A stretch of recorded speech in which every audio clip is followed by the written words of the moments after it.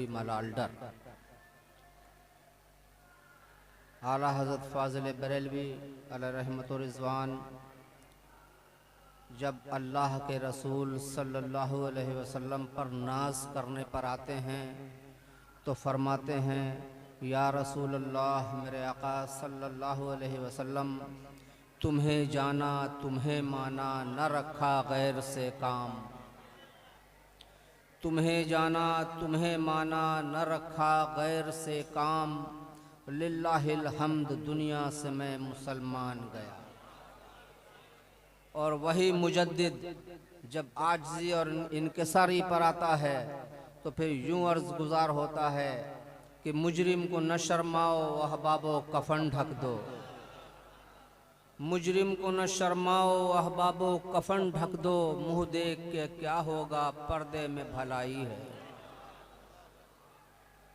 आज हम और आप सब अल्लाह के एक मुक़द्दस वली सैयद शाह शमसुद्दीन मियाँ साहब रहमतुल्लाह अलैह के उर्स पाक के महफिल में हाजिर हैं। इस महीने को बड़ी निस्बतें हैं, बड़ी अज़मत वाला महीना है।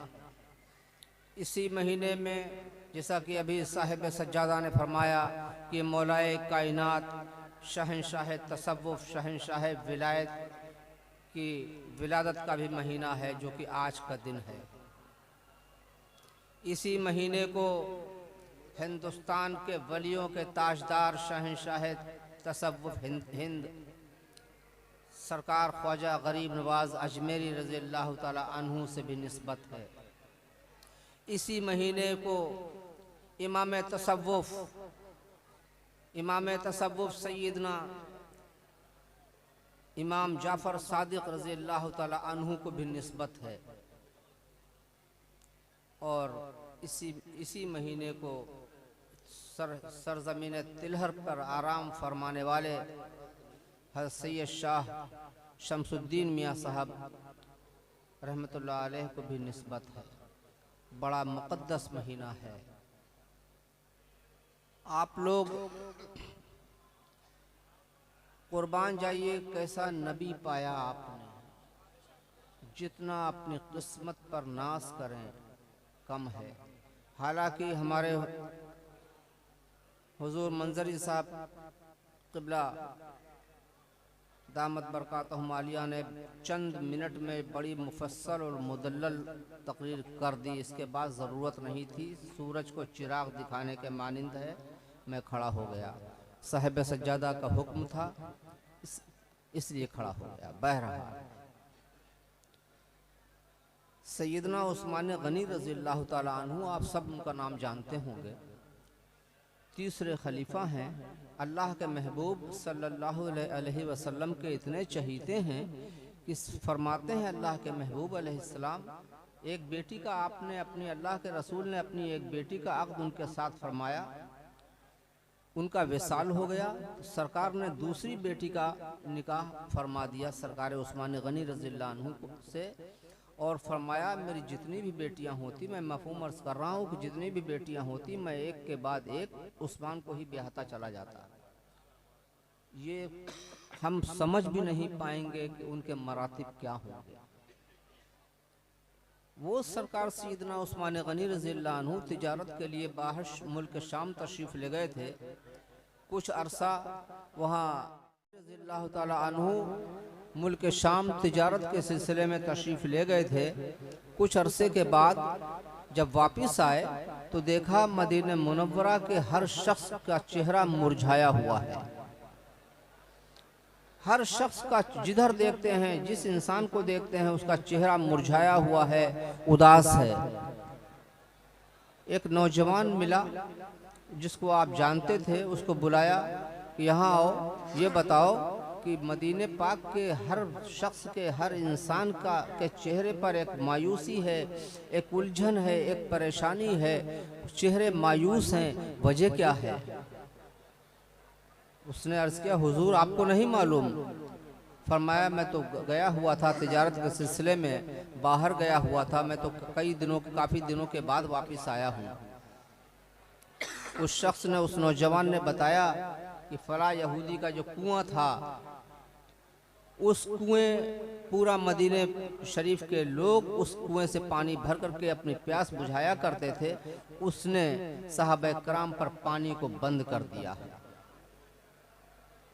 ये तारीखी वाकया है, पानी को बंद कर दिया है। फरमाया मेरे आका का हाल क्या है? उसने अर्ज किया हुजूर सरकार भी कई दिनों से प्यासे हैं। और फिर अहले मदीना ने देखा, अहले मदीना मुनव्वरा ने देखा कि सरकार सैयदना उस्मान गनी रज़ियल्लाहु ताला अन्हु, जिनका ये उसूल था कि जब आप कहीं बाहर तशरीफ़ ले जाते थे और जब मदीना मुनव्वरा हाजिर होते थे तो सबसे पहले दरबार रिसालत माप सल्लल्लाहु अलैहि वसल्लम में हाज़िरी दिया करते थे।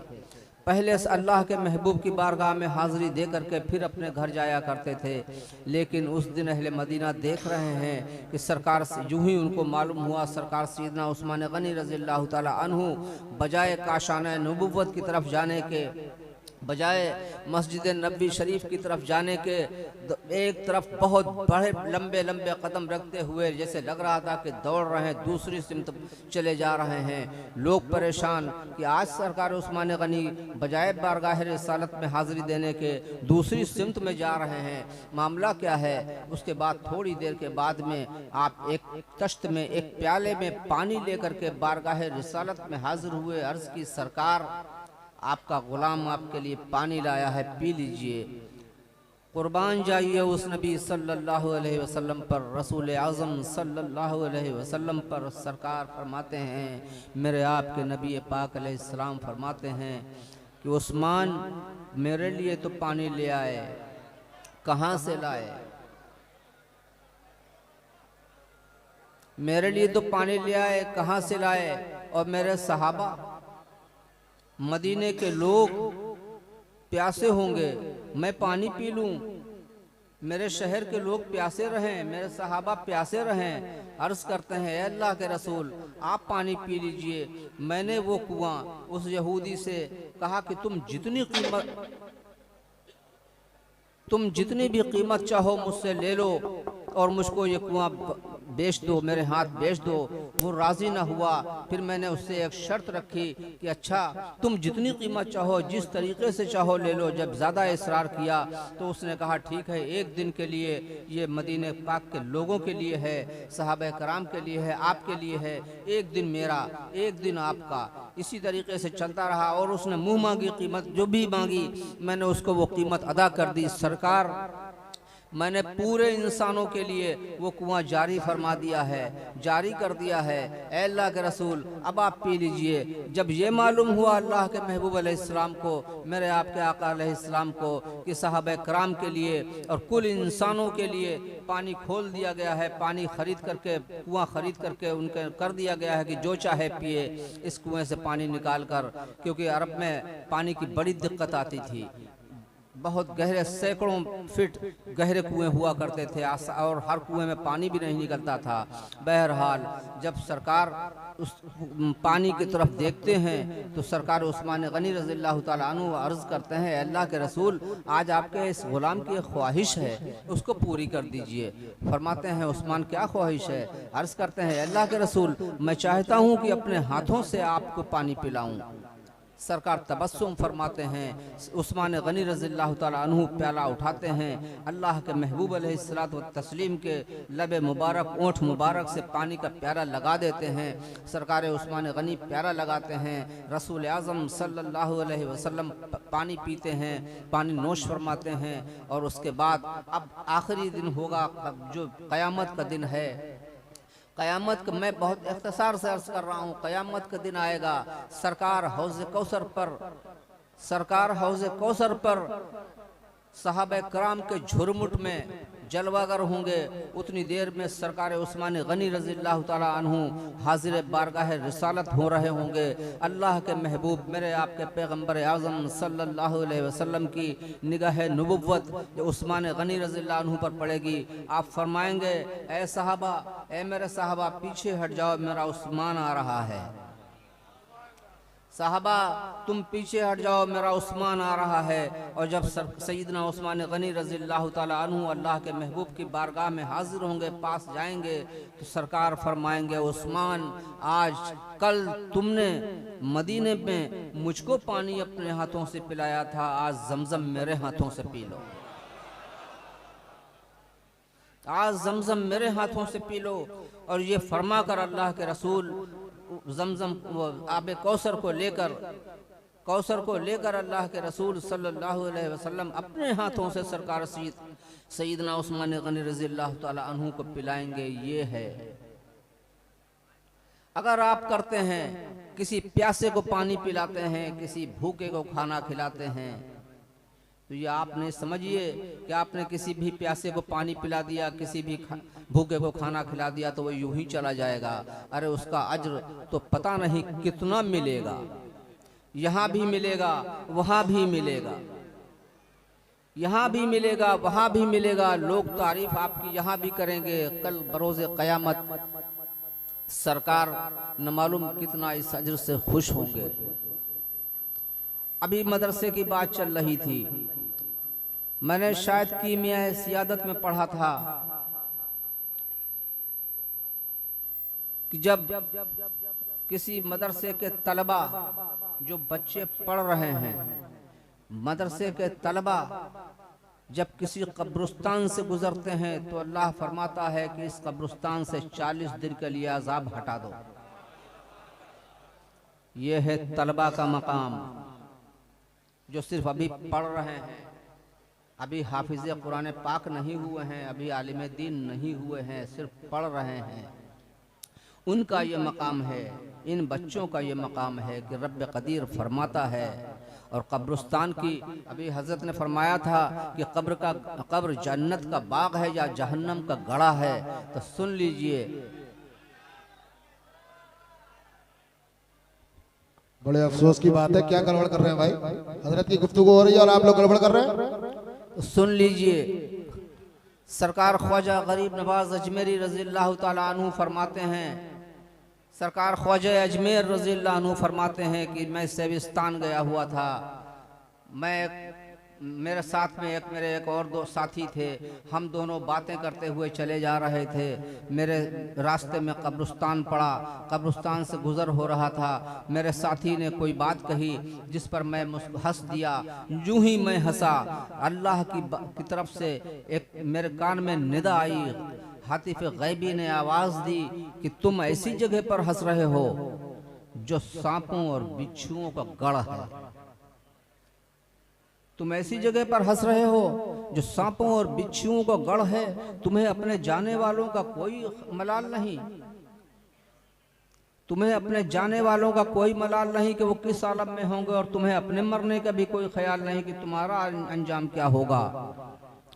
ख्वाजा साहब फरमाते हैं कि मैंने उन बुजुर्ग को देखा कि वो सर झुकाए बैठे हुए थे। जब मैं उनके पास गया, मैंने सलाम किया, उन्होंने जवाब दे दिया। मेरी ख्वाहिश हुई कि ये सर को उठाते, मैं इनसे कुछ हासिल करता। उन्होंने अपने कश्फ से जान लिया, सर को उठाया तो मेरे हैरत की इंतहा न रही कि उनके गालों का, रुखसार का ये गोश्त बिल्कुल गायब हो चुका था। मैंने कहा, हुजूर आपका ये गोश्त क्या हुआ? फरमाया 32 साल हो गए हैं, रोते रोते ये गोश्त गल गया। मैंने 32 साल से आसमान की तरफ सर उठा के नहीं देखा, आसमान की तरफ निगाह नहीं की, सिर्फ एक खटका लगा हुआ है कि कल बरोज़े क़यामत कहीं मेरा रब मुझसे सवाल ना कर दे कि ये जो मैं कब्रिस्तान में हंसा था। ये है कब्रिस्तान। अगर अल्लाह वाले चले जाएं, अल्लाह वाले चले जाएं तो इनकी तो वो ईद है। ताज्जुब होता ना, आप इसी अंदाज से समझ सकते हैं कि किसी के मौत पर गम होना चाहिए, न कि खुशी। मुबारकबाद तो खुशी में दी जाती है, गम में मुबारकबाद नहीं दी जाती है। और जो दुनिया से जाता है वो गम है। किसी का बाप, किसी की माँ, किसी का भाई, बीवी, बेटा जब दुनिया से चला जाता है तो रोता है, गम मनाता है, गम मनाता है।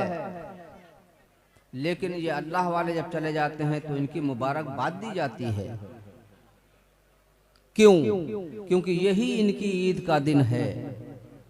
बकौल आसी गाजीपुरी अलैहिर्रहमा के, जैसा कि हज़रत ने फरमाया था कि आज फूले न समाएंगे कफन में आसी, आज फूले न समाएंगे कफन में आसी, शबे गोर है उस गुल से मुलाकात की रात।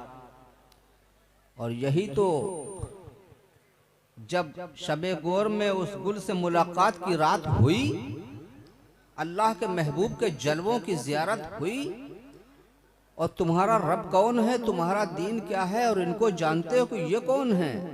और जब मोमिन कामिल ने जवाब दे दिए तो फरिश्ता फरमाता है अब तुम मिसले दुल्हन सो जाओ, है ना हजरत। यही अल्फाज आए हैं जिनका तर्जुमा है मिसले दुल्हन सो जाओ। दुल्हन सोती नहीं जगती है, सिर्फ कहा जाता है कि सो जाओ, थक गई हो, आंख बंद करके लेट जाती है, लेकिन उसके दिल की धड़कनें अपने किसी की आहट पर हमेशा उसके दिल की धड़कनें लगी रहती हैं। इसी तरीके से निज़ाम कुदरत में फ़र्क न पड़ जाए। इनकी आंखें बंद हैं, दुनिया देख रही है कि ये इंतकाल कर गए, दुनिया देख रही है कि ये दुनिया से नहीं रहे, इनको मौत आ गई है, लेकिन हकीकत में वो उस निज़ाम कुदरत में फ़र्क न पड़ने पाए, इसलिए अपनी आँखों को तो बंद किए हुए हैं, लेकिन जिंदा हैं। जिंदा ही कुछ दे सकता है और जिंदा से मांगना जायज़ है। तभी तो हम इन औलिया कराम की बारगाह में हाजिर होते हैं, अपनी अर्जी लगाते हैं कि सरकार हुजूर आप हमारे लिए दुआ कर दीजिए, हमारी फला परेशानी दूर हो जाए। और होती है। मुर्दा क्या सुन पाएगा, जिंदा ही तो सुनता है, और ये अपनी कब्रों में जिंदा है। इस बात को जहन नशीन कर लीजिए। मैं अपनी तरफ से नहीं कह रहा, किसी आलिम की तरफ से नहीं कह रहा, आला हज़रत मुजद्दिद की तरफ से नहीं कह रहा, बल्कि ये पैगम्बर आज़म सल्लल्लाहु अलैहि वसल्लम का फरमान आली शान अपनी ज़बान में आपको समझाने के लिए ये बता रहा हूँ। अच्छाइयों की तरफ आज चलिए, बुराइयों से बचिए, बुरे कामों से, बुरी बातों से, बुरी आदतों से बचिए, हर एक से प्यार से मिलिए, हर छोटा अपने बड़े का अदब करना सीख जाए और हर बड़ा अपने छोटे को प्यार देना सीख जाए। मैं समझता हूँ पूरे मुल्क से, हमारे अंदर से, हमारे माशरे से, समाज से सारी बुराइयाँ दूर हो जाएंगी अगर हम और हकदार को हक देते जाइए। अगर हमने हकदार को हक दे दिया तो हम बहुत सुकून से रहेंगे। हमारे पड़ोसी का हक है, अपने पड़ोसी को दे दें। हमारे बीवी बच्चों का हक है, उनको दे दें। अहले ख़ानदान का है, उनको दे दें। उलमाए कराम का है, उनको दे दें। मदारिस अरबिया का है, उनको दे दें। अल्लाह की मखलूक का है, चाहे उसमें जानवर क्यों ना हो, उनका भी हक दे दें। आप कहें जानवर का हक कैसे दे दें? अगर आपने देख लिया कि कोई जानवर है, ये परेशान है, हड्डी टूट गई मिसाल के तौर पर, ये कहीं लड़ गया था, चोट खाया हुआ है, बीमार है, पड़ा हुआ है, अगर आप एक रोटी उसको ले जाकर के डाल देंगे, एक प्याला पानी डाल देंगे, तो ये भी बहुत बड़ा कार्य सवाब है। जानवर ही क्यों ना हो, उसको भी आप पानी पिला दीजिए अगर प्यासा हो, बहुत बड़ा अजर होगा। हो सकता है वो आपके लिए नजात का सबब बन जाए, क्योंकि अल्लाह की वो भी मखलूक है। पैगम्बर आज़म अलैहिस्सलातु वत्तस्लीम फरमाते हैं कि बादस फराइज सबसे अच्छा काम अल्लाह की मखलूक की खिदमत। इसीलिए इन औलिया कराम के बुजुर्गों के आस्थानों पर भीड़ रहती है, लोग आते हैं, ये सबकी खिदमत किया करते हैं।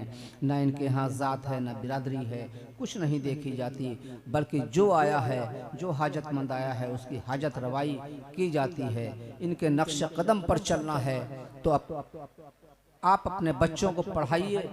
जब पढ़े लिखे बच्चे होंगे तभी तो समझ पाएंगे। एक बात जहन में घुस गई है, एक बात जहन में घुस गई कि बच्चों को पढ़ा के क्या करेंगे, नौकरी कहाँ रखी है। नौकरी के लिए नहीं पढ़ाया जाता, इंसान को सही मानों में इंसान बनाने के लिए पढ़ाया जाता है। अगर आपका बेटा पढ़ा लिखा है, अगर आपका बच्चा पढ़ा लिखा है, बेटा बेटी पढ़ा लिखा है, तो अगर काश्तकारी भी करेगा तो भी बहुत ही अच्छे अंदाज में करेगा। अगर आप 2 क्विंटल काटते हैं तो वह 3 क्विंटल काटने का इंतजाम कर देगा। अगर दुकानदारी करता है तो दुकानदारी अच्छे अंदाज में करेगा। आप 100 रुपये का बेचते हैं तो वो 150 का भी बेच सकता है, क्योंकि पढ़ा लिखा होता है, उसका अंदाज बदल जाया करता है, उसका अंदाज बिल्कुल तब्दील हो जाया करता है। बेहतर और अफजल ये है कि अगर अल्लाह ने आपको 4 बेटे, 5 बेटे, 3 बेटे दिए हैं, बड़े बेटे को आलिम दीन बना दीजिए, हाफिज़ कुरान पाक बना दीजिए, क्योंकि बड़ा बेटा जो होता है वो रेल के मिस्र इंजन के होता है, और छोटे जो होते हैं उसके डिब्बे होते हैं। जैसे जिधर इंजन चलता है, ट्रेन का इंजन, रेलवे का इंजन इधर चलता है, डिब्बे उधर ही तरफ उसी तरफ चला करते हैं, तो घर का माहौल अच्छा हो जाएगा, सुन्नियत का माहौल हो जाएगा। फूल मियाँ की काविशों को आप लोग सलाम कीजिए। इन्होंने मदरसा कायम किया, इस मदरसे से हाफिज़ कुरान पाक बन कर के निकल रहे हैं। हमारे हाफिज़ साहब क़िबला अल्लाह इनकी उम्र में इजाफ़ा फरमाए, इनको सेहत व आफ़ियत अता फरमाए, और हमारे तमाम उलमाए कराम की आपको आफ़ियत सेहत अता फरमाए, उनके अहल खाना को अता फरमाए। ये हमारे रहबरान हैं, अपने रहबर की ताज़ीम, अपने रहबर का अदब हम सब पर वाजिब है। उलमाए कराम हों, हुफ़ाज़ कराम हों, इन सब का अदब हम पर वाजिब है। अल्लाह ताला इनका इन सब का बाअदब बना करके हमको रखे, कौम को रखे। बहरहाल बुराइयों से बचिए, अच्छाइयों की तरफ आइए, अच्छे काम कीजिए, अच्छी बातें कीजिए, लोगों से मिलजुल करके प्यार से रहिए। हमारे यहाँ पर मैंने देखा हमारी बहनें भी, माँ बहनें भी कसीर तादाद में हैं। मैं उनको एक पैगाम दे, इशारा दे करके जाना, बस हट जाना चाहता हूँ। आप जिनकी कहती हैं कि मैं सैयदा फातिमा रज़ी अल्लाह अन्हा की कनीज़ हूँ, आप कहती हैं कि मैं उनकी बांदी हूँ। बेशक आप कनीज़ हैं, बांदी हैं, लेकिन जानती हैं कौन सैयदा पाक? अल्लाह के महबूब दानाए वजूब सल्लल्लाहु अलैहि वसल्लम ने फरमाया, जिसने सैयदा से मोहब्बत की उस पर जहन्नम की आग हराम। बेशक बेशक हक है, हक है। उस पर जहन्नम की आग हराम। वो सैयदा पाक, सुनिए, अल्लाह के रसूल सल्लल्लाहु अलैहि वसल्लम जब हाजिर की बारगाह में जब सैयदा पाक हाजिर होती थी, सरकार उठ के खड़े हो जाया करते थे और हाथों को बोसा दिया करते थे, हाथों को बोसा दिया करते थे। एक बार किसी बात पर को अपने शौहर बीवी के यानी कि मौला कायनात के सैयदा पाक के बीच कुछ बात हुई, जिस बात पर आप रंजीदा हो गई, और आपने फरमाया कि मैं अपने बाबा के घर जा रही हूँ। ये कह करके उठी और सैयदे कौनैन सल्लल्लाहु अलैहि वसल्लम की बारगाह में हाजिर हुई, दरवाजे पर दस्तक दी। अल्लाह के रसूल ने अंदर से फरमाया कौन? फरमाया, अर्ज किया फातिमा। अल्लाह के रसूल फरमाते हैं कौन फातिमा? अर्ज करती हैं हसन की माँ। फरमाया कौन हसन? अर्ज किया हुसैन की माँ। फरमाया कौन हुसैन? समझ गई सैयदा कि बाबा। बाबा कहते हैं कि मैं जितना आगे देखता हूँ उतना ही पीछे देखता हूँ, मैं जितना आगे देखता हूँ उतना ही पीछे देखता हूँ। बाबा जान गए हैं। फौरन वापिस हुई कि मैं अपने शौहर की इजाज़त से नहीं आई थी, मैं ऐसे चली आई थी झुंझलाहट में। चलती हैं उधर, मौलाए कायनात सोचते हैं सैयदा का दिल दुख गया तो कहिए अल्लाह के रसूल का दिल ना दुख जाए, सरकार का दिल मुबारक ना दुख जाए। बड़ी वईद आई, बड़ी अहादीस से मुबारक सैयदा की शान में अल्लाह के महबूब ने फरमाई हैं।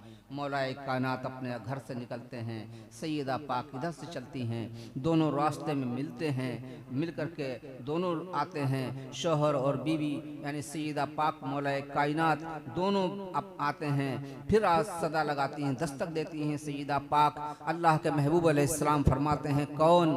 अर्ज करती हैं फातिमा। फरमाते हैं साथ में कौन है? अर्ज किया आपके दामाद अली। फरमाया अंदर आ जाओ।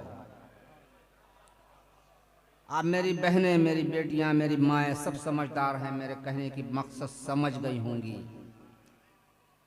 बात अगर आगे बढ़ाऊंगा, मैंने इशारा कर दिया, आप कनीज हैं, आप बांदी हैं तो बांदी बनकर कनीज बनकर रहिए। उनके बताए हुए और उनको जो जिस बात पर उनका प्रैक्टिकल है उस पर भी चलिए, जन्नत आपके भी कदमों में इंशाअल्लाह होगी। आपके बड़े मरातिब हैं। बहरहाल फूल मियाँ साहब के हाथों को मजबूत कीजिए और मदरसे की जो भी आप कर सकते हो करिए। अल्लाह ताला साहिब सज्जादा को, इनके साहिबजादे को सलामती अता फरमाए। वाखिर दवाना।